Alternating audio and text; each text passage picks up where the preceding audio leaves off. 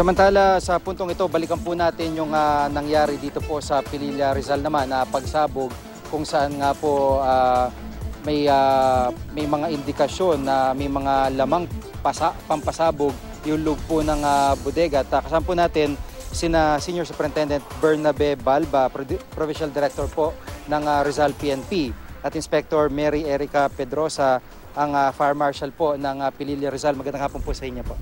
Magandang hapon po. Dito po sa investigation, sir, na ginagawa, no? So far, ano po ang impormasyon na hawak po ng PNP?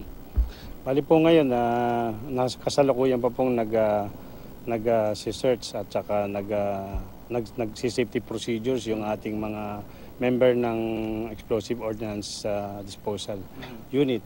At depende po sa kanilang mga magiging findings, saka po tayo makakapagsabi kung ano po ang ating mga susunod na mga gagawin.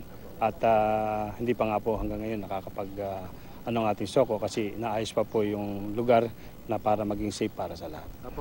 So ang suspecha po dito, dahil may EOD, marami yung pwedeng pampasabog. Paano po ito? Nakalubog ho ba o may mga parang ginawang bunker doon sa loob? Paano po ang sitwasyon na feedback na naririnig po niyo? Actually, Jiggy, wala pa kaming idea.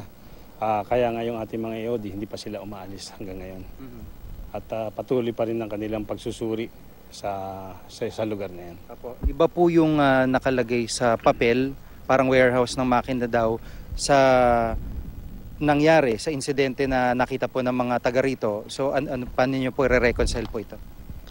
Ang base po sa impormasyon natin, ito po ay ang kanila pong permit ay machine shop.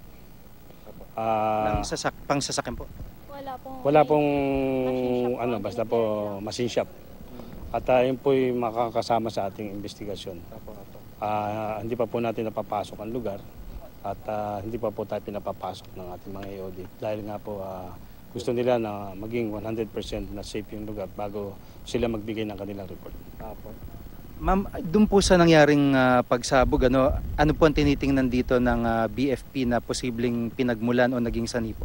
So sa bagay po na yan is wala pa po talaga kaming clarification kung ano po talaga nangyari sa loob, kasi after po ng aming firefighting operation is na turn over na mo namin siya kaagad sa EOD kasi medyo may alleged explosion talaga na nangyari talaga sa loob. So after po namin mag-fire out, na i-turn over po namin sa EOD at hindi na po kami, after that wala na po kaming investigation na nangyari kasi pinalabas na po kami lahat para at least safe po. At doon po sa pangyayari na deklara nyo pong fire out, masasabi po ba na hindi siya pangkaraniwan yung mga materyales na nasa sa loob? Sa aking pagtingin po, kasi pumasok po kami is talagang madilim, sobrang madilim po. Ang tanging ilaw po namin ay ang talagang sunog lang po, no? So hindi po kami nakita talaga kung ano ba talaga yung nasa loob. Pero meron kami medyo naaamoy ng konti, so yun po. Paano nyo po ilalarawan yung amoy? Medyo maanghang na mainit sa mata. Yan. So sir, sa ngayon po, ano po asahan din ng publiko dito sa investigation na ginagawa? Ano po yung susunod na stage po? Patuloy po ang ating gagawing investigation dito. Ang inaano nga lang po natin sa ating mga mamamayan ay medyo kaunting pasensya lang po sa abalang nangyaring ito. Sarado po ang kalsadang ito. Gusto po talaga natin na wala pong maapektuhan. Lalo na po ang number one nating consideration yung ating public safety. Patuloy po ang ating gagawing investigation dito at bibigyan namin kayo ng result as soon as we are ready to give the result.